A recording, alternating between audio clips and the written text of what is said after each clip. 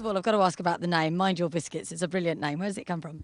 Casey Musgrave's song. She's a country singer in America, and she sings a song called Mind Your Own Biscuits and Life Will Be Gravy. Brilliant. And we've seen him out this morning. He looks really great. Are you happy with him? Yeah, shipped over well. You know, first day that he galloped, you always want to make sure they get a hold of the track, but we're thrilled to death on how he's doing and couldn't be doing any better going to the race. And just looking at the form, to me, he looks the strongest of the Americans. What do you think? Yeah, I think so. I mean, he's a Grade 1 winner, bona fide Grade 1 winner. The horse he beat that day, Sharp Aztec, is back here. He'll be competing in the mile race on the dirt. Thankfully, we're not running against each other again.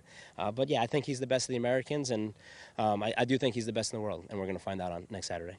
And tell us about yourself, because you're quite new to having the license with this horse, aren't you? Yeah, he's a horse that we bought as a yearling, and I've been with him every day ever since. You know, my name now on the paper, but it's no more pressure than it is any other day. It's just a regular $2 million race. And when did you decide to bring him over here? Probably the Malibu.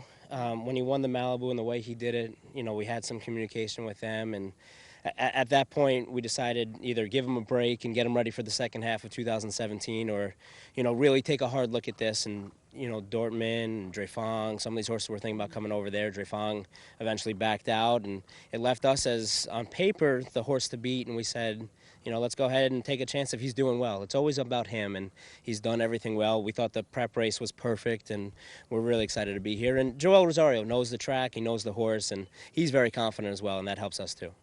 And what's the horse sort of running style like for people who don't know? Because, as you know from watching the carnival, there's been quite a speed emphasis here. Yeah, he's at his best as a closing sprinter coming from far back. He obviously, I don't think, will be that far back, knowing the track, knowing the pace situation. There is speed signed up in here. Obviously, you saw what the winner of the last prep race did, right? So he obviously has some speed. He did go from the 5 furlong to the 6 furlong, so we'll see what happens. He's coming back in 3 weeks. St. Joe Bay, Imperial Hint from America, they have some speed as well.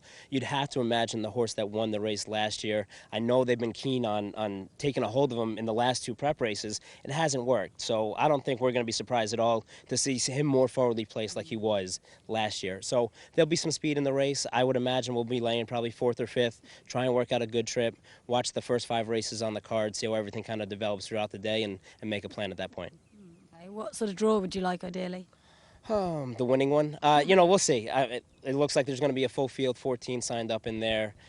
So we just like to be somewhere where the speed's drawn to our inside. We'll be able to tuck over, get a good trip. And if we have to save ground, we will. We can come on the inside, we can come on the outside. We're not worried. Obviously, you don't want the 14, but whatever happens, happens. We're just happy to be here.